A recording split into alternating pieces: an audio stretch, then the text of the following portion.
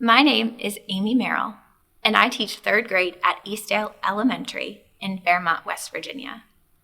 My time in the classroom this year has been unlike any other. I volunteered to be third grade's distance learning teacher. This meant that all of my students would be learning remotely. After 10 years in the classroom, I was excited about a new challenge. I had to effectively shift my instruction to a digital format to best meet the needs of all of my learners. I also work to be a resource for other educators in my school. Though I have the benefit of being fluent with technology, I had to learn new programs to aid in the presentation and assessment of my content. Some of these included applications like Google Classroom, Microsoft Teams, and Pear Deck. I have used them to mimic face-to-face instruction to the best of my ability. Google Classroom and Suite have acted as platforms for disseminating learner work and sharing expectations.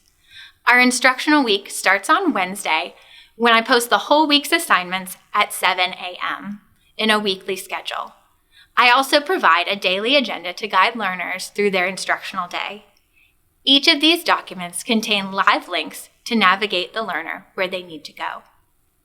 All assignments have been converted to utilize Google Suite. This even includes what we would have called a morning routine in our classroom.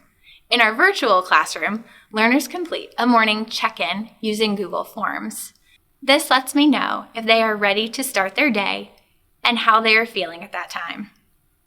Microsoft Teams enables us to meet face-to-face virtually. Learners are invited to 3 live instructional sessions a day, excluding Wednesdays. On Wednesdays, I take time to meet with each learner individually on Microsoft Teams, and we discuss 4 questions each time. I ask them what went well that week, what may have been a struggle, what are they reading, and if they have any questions for me. We also talk about the participation I have monitored from them during the week, and we set goals for the next week. We also complete any progress monitoring that needs to be done. On Monday, we do math small groups, and on Friday, we do reading small groups. This allows me to differentiate instruction for all learners. Of course, we also use this platform for more lively interactions. We meet weekly for a virtual lunch bunch, which allows learners to interact freely with less structure. Pear Deck is a tool that became a favorite of mine, and I actually became the point person at my school for this program. Through proper use of Pear Deck, I could successfully assess and give feedback to my learners in real time and anonymously. I integrated this tool into each subject, and it kept my learners actively engaged during online live sessions. My learners have acquired countless new skills.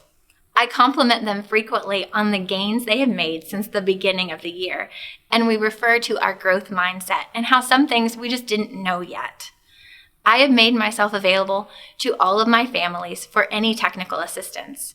I have guided caregivers over the phone to successfully complete tasks using these new technology platforms. These caregivers included, but were not limited to, parents, grandparents, babysitters, older brothers and sisters, and the learners themselves. We embraced the attitude that we were learning together. When technology failed, I worked to meet the needs of the learner the best I could. This may have meant providing paper and pencil copies or offering a varied assignment. To ensure that they were engaged and connected, I needed to be able to see them face-to-face. If the learners weren't present for our virtual face-to-face live sessions, that meant I had to seek them out. This may have meant an email, a phone call, or a remind message just checking in. Learners were shown grace and understanding that these were difficult times, but also held accountable for their learning.